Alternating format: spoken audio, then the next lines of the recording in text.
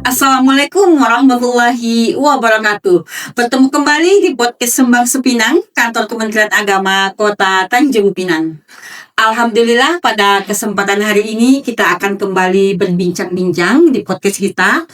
Pada kesempatan hari ini akan bertema konsultasi seputar hukum, agama, dan keagamaan.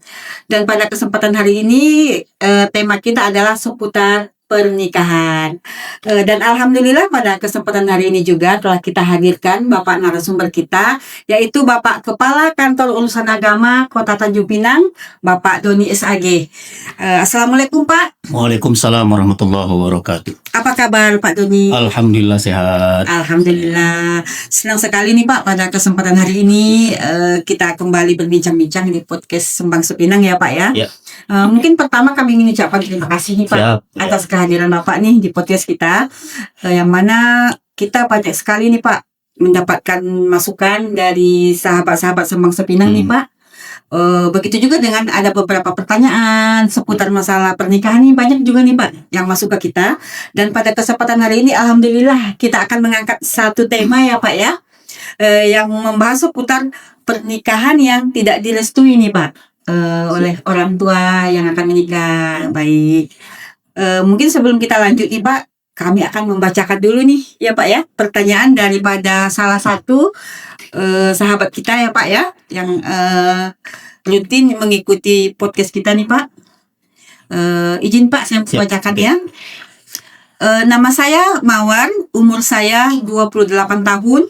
Saya adalah warga Tanjung Pinang Kota ya Pak ya. Saya memiliki permasalahan seputar pernikahan, yaitu saya telah memiliki pasangan sehati dan berniat untuk menikah di tahun ini.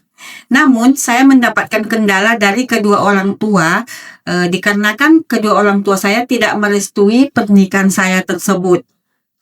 Penyebabnya itu mungkin ada berbagai hal. Salah satunya dikarenakan pasangan saya belum memiliki pekerjaan yang tetap. Nah, itu kasusnya ya Pak ya. Kemudian yang ingin saya tanyakan, apakah saya tetap bisa menikah secara resmi di kantor KUA meskipun orang tua saya tidak merestui?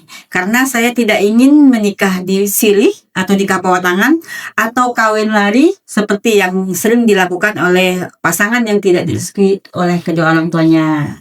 Ini kasusnya ya Pak ya, kasus dari salah satu sahabat Sembang Sepinang kita ya Pak ya. Jadi mungkin beberapa menit ke depan kita akan membahas masalah ini ya Pak ya. Siap. Baik, mungkin yang menurut Bapak di kantor KUA itu sendiri, apakah pernah menghadapi kasus seperti ini Pak? Ya baik. Assalamualaikum warahmatullahi wabarakatuh. Waalaikumsalam. Ya terima kasih Bu Ica. Atas nama Mawar tadi ya? Iya Pak. Mawar, umur 28 tahun. Ini umur 28 tahun ini sebenarnya umur yang sudah layak untuk nikah. Betul Pak. Ya, jadi begini. Kita sebenarnya setiap orang yang mendaftar ke KUA itu untuk menikah, kita harus tahu dulu urutan rukun nikah itu ya. Rukun nikah. Ya, rukun nikah itu ada 5. Baik. Yang pertama harus adanya calon pengantin laki-laki. Yang kedua harus adanya calon pengantin perempuan. Baik. Dan yang ketiga harus adanya wali. Nah, ya. Dan yang keempat itu adalah saksi, dan yang kelima yang terakhir itu adalah ijab kabul. Baik. Nah kita ambil yang ketiga ya, harus adanya wali itu. Jadi begini, setiap orang yang menikah ya, terutama yang perempuan itu wajib harus ada wali gitu. Baik. Ya terutama wali nasabnya ya, sebab wali nasab itu kan ada sekitar 8 item ya. Baik. Kita ambil saja yang urutan paling vital betul, itu adalah urutan pertama itu harus wali yang wajib itu adalah ayah kandung. Itu yang paling penting itu. Baik. Ya, ayah kandung. Kalau seandainya ayah kandung tidak ada atau sudah meninggal dunia, walinya jatuh kepada kakeknya. Baik. Ya, kalau memang kakeknya tidak ada, itu lari ke buyutnya. Baik. Berarti orang tua kakek gitu. Nah, ini kan jarang-jarang ada nih sebenarnya kakek ini. Kakek ini kalau di dalam orang yang mendaftar ini, kakek ini jarang ada gitu. Betul. Ya. Nah, ketika kakek sudah tidak ada, kita lari kepada yang sedara. Yang sedara itu adalah saudara laki-laki sekandung, seibu sebapak ya. Ya Pak. itu adalah apakah abang kandungnya atau adik kandungnya, itu bisa jadi wali. Kalau seandainya itu abang kandung atau adik kandung tidak ada, itu lari kepada pamannya. Baik. Paman itu adalah adik-beradik bapaknya, bapak ya. Kalau adik-beradik ibu nggak bisa. Jadi adik-beradik bapak itu bisa jadi wali gitu. Nah, ini timbul pertanyaan gitu. Kemarin tuh ada datang ke kantor gitu. Mereka mau mendaftar. Cuma yang jadi permasalahan orang tuanya nggak setuju. Baik. Ini ada nih kejadian di Tanjung Pinang Kota. Jadi kita begini, kita nggak langsung menyatakan bahwasannya itu wali hakim. Ya, yang pertama yang harus kita biasanya kami itu harus adakan mediasi dulu. Mediasi dulu, kita panggil orang tuanya nih. Kita panggil orang tuanya yang laki-laki, yang perempuan, ayah kandungnya. Nanti kita hadapkan dengan calonnya ini gitu. Kita hadapkan, nanti kita konfirmasi apa permasalahannya. Baik. Permasalahan itu yang paling banyak ya, yang kami hadapi itu adalah komunikasi nih. Baik, Pak. Ya, komunikasi antara calonnya ini dengan orang tuanya ini komunikasi udah nggak bagus itu.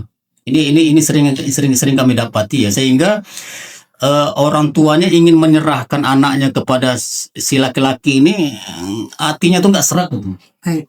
nggak serak, sehingga tidak direstui untuk menikah. Baik. Ditambah lagi mungkin orang tuanya, mohon maaf lah, ini orang tua ya, orang tua tuh kalau istilahnya kalau anak perempuannya ingin menikah itu ya tentu yang paling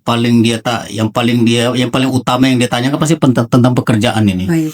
Ya sudah mapan belum gitu loh. Begini, ini anak dibesarkan sampai umur 25 tahun oleh orang tuanya. Tiba-tiba diserahkan ke dengan seorang laki-laki yang mohon maaf lah ya, yang nggak ada pekerjaan segala macam gitu. Ini juga jadi masalah juga sebenarnya gitu, jadi masalah. Baik, berarti mungkin kalau dalam hal ini tuh yang paling urgent itu wali ya, Pak. Wali, Kalau secara administrasi itu tidak mesti ya, Pak. Maksudnya tuh kalau mendaftar di KUA itu tidak harus ada izin orang tua kalau secara administrasi ya, Pak ya. Iya, begini. Nah, ini dia. Jadi begini. Kita di kantor KUA itu ada format dari Perdirjen ya. Perdirjen Keputusan Direktur Jenderal Bimbingan Masyarakat Islam nomor 473 tahun 2020 ini. Saya ada bawa formatnya gitu. Iya, Pak. Jadi begini, untuk anak yang umurnya di bawah 21 tahun, 21, 20, 19. Baik. Itu ada format izin orang tua. Nah, ini dia. Wajib ya, Pak ya? Wajib. Ya, jadi kalau nggak ada format ini, kita nggak berani nikah kan. Baik. Ya, ini harus ada data orang tua, data ayahnya, data ibu, ini calon yang data yang laki-laki, ini yang perempuan, tanda tangan kedua orang tua. Kedua orang tua, baik. Harus ini wajib. Kalau tak ada, kita tak berani. Baik. Ya, sebab kalau seandainya tidak diisi oleh kedua orang tua ini, langsung saja oleh kedua calon pengantin ini, itu kita nggak bisa terima. Baik. Mohon maaf gitu. Berarti memang secara Ya. administrasi juga wajib ada Ya, harus ada. Gitu. orang tua. Nah, kalau yang di atas 21 tahun, itu kan umur yang sudah layak untuk menikah sebenarnya. Nah. Tapi lantaran wali ini sifatnya urgen, ya nggak bisa kita katakan tidak boleh gitu loh. Tapi yang namanya wali ini apalagi perempuan ya, itu memang harus izin ayah kandungnya. Baik, Pak.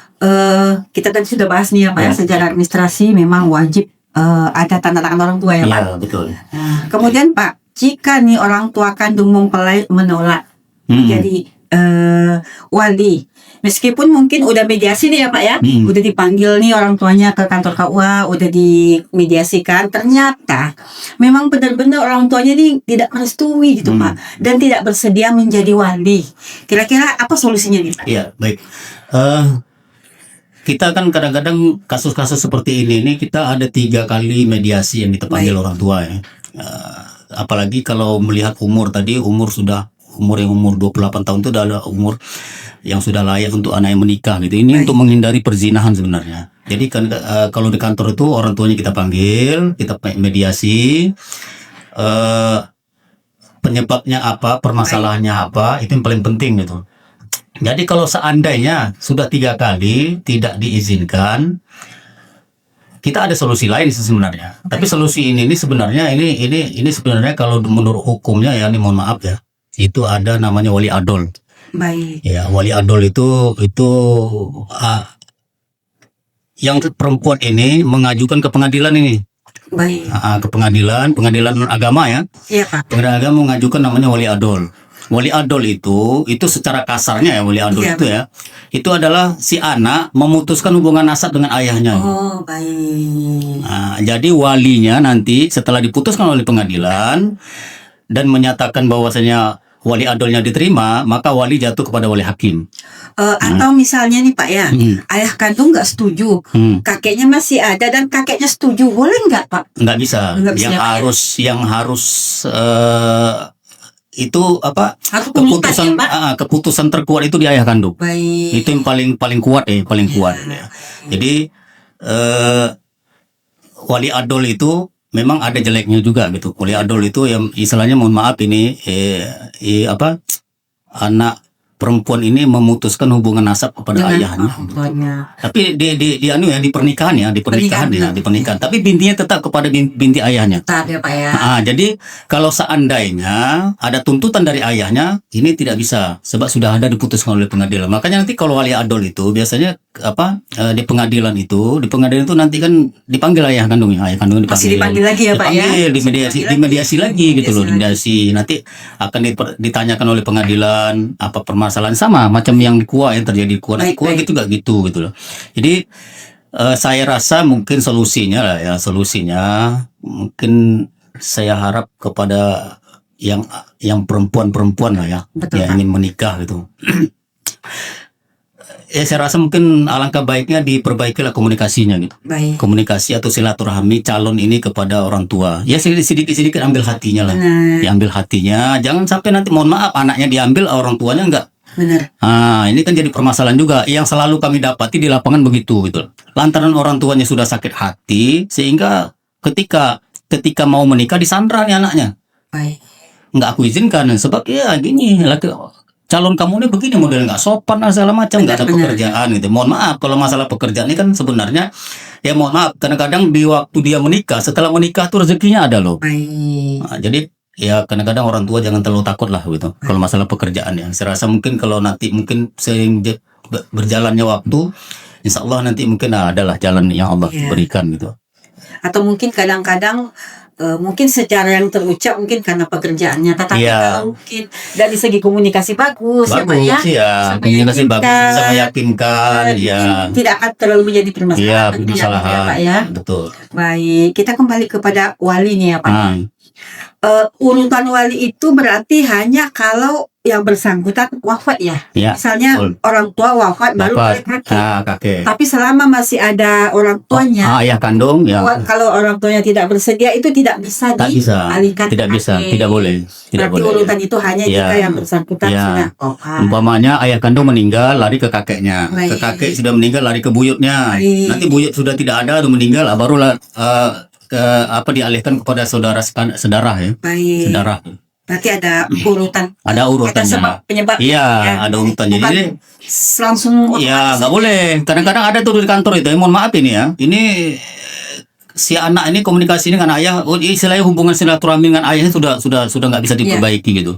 Sehingga dia bilang, Pak, saya punya abang kandung, dia bilang. Bagaimana walinya saya? Nggak bisa, saya bilang. Ya, nggak bisa. Sebab ayah kandung kamu masih hidup, masih ada hak kuat untuk dia jadi wali gitu loh. Jadi kita tidak bisa memindahkan ke saudara kandungnya gitu. Berarti langkah yang harus dilakukan seandainya ya Pak, benar-benar orang tuanya tidak merestui, maka yang bersangkutan mengajukan ke pengadilan. Pengadilan, ya wali adol namanya. Itu wali adol. Wali adol. Jika nanti pengadilan memutuskan dibenarkan, ya berarti maka walinya diterima, wali adolnya diterima, maka walinya adalah wali hakim. Baik, barulah kemudian KUA bisa menikahkan. Ya. Kalau administrasi seperti biasa ya, administrasi itu ya administrasi seperti N1 kelurahan segala macam. Cuma nanti kalau sudah wali adol diterima, kita tetap nanti minta surat permohonan wali hakim.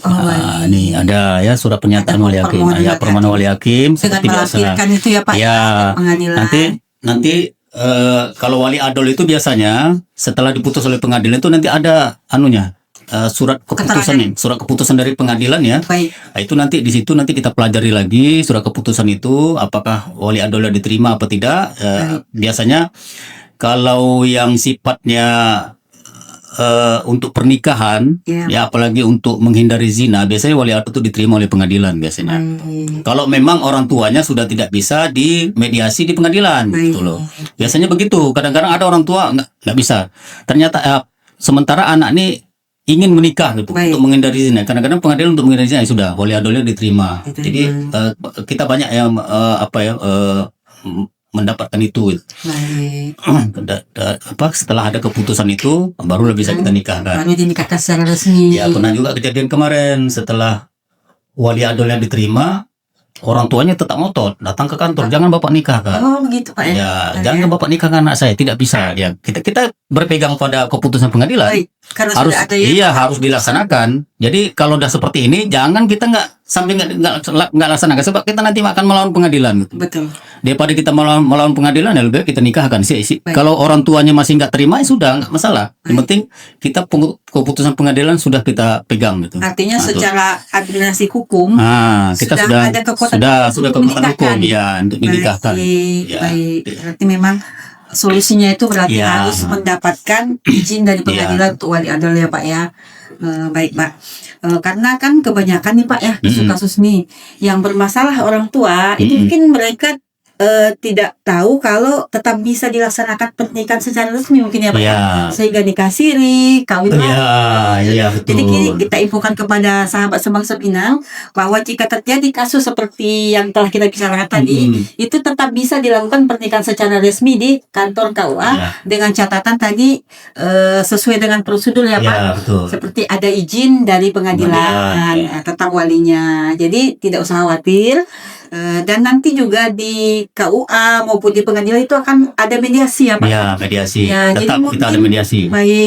Yang barangkali ada hubungan yang kurang baik dengan calon mertua misalnya Pak ya. Mudah-mudahan dengan mediasi itu bisa berubah ya Pak. Bisa diperbaiki lah gitu. Ya, bisa diperbaiki. Ya, sekurang-kurangnya hati orang tuanya melunak dulu lah. Baik. Baik Pak, senang sekali nih Pak pada bincang-bincang kesempatan hari ini.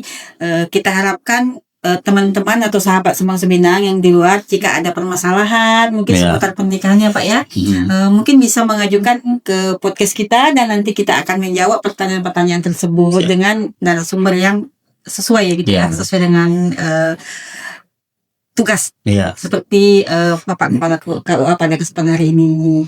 Baik Pak, sekali lagi kami ucapkan terima kasih nih Pak atas kehadiran Bapak di podcast Sebangsa Pinang dan dengan menjawab pertanyaan dari salah satu sahabat-sahabat kita ya Pak ya. Mudah-mudahan di lain waktu nanti kita bisa melanjutkan lagi nih Pak menjawab pertanyaan-pertanyaan sahabat-sahabat kita yang lain seputar pernikahan. Baik sahabat Sebangsa Pinang, demikian bincang-bincang singkat kita pada kesempatan hari ini. Semoga konsultasi ataupun perbincangan yang kita lakukan pada hari ini bisa menjadi sebuah pengetahuan mungkin untuk teman-teman yang menghadapi kasus yang seperti ini. Dan terima kasih kami ucapkan karena terus bersama podcast Sebangsa Pinang, Kantor Kementerian Agama Kota Tanjung Pinang. Jangan lupa ikuti YouTube Kemenak Tanjung Pinang untuk kami akan menghadirkan informasi ataupun berita-berita seputar agama dan keagamaan di Kota Tanjung Pinang. Baik, terima kasih Pak. Kita akhiri perbincangan kita pada hari ini dan mengucapkan wabillahi taufiq wal hidayah. Assalamualaikum warahmatullahi wabarakatuh.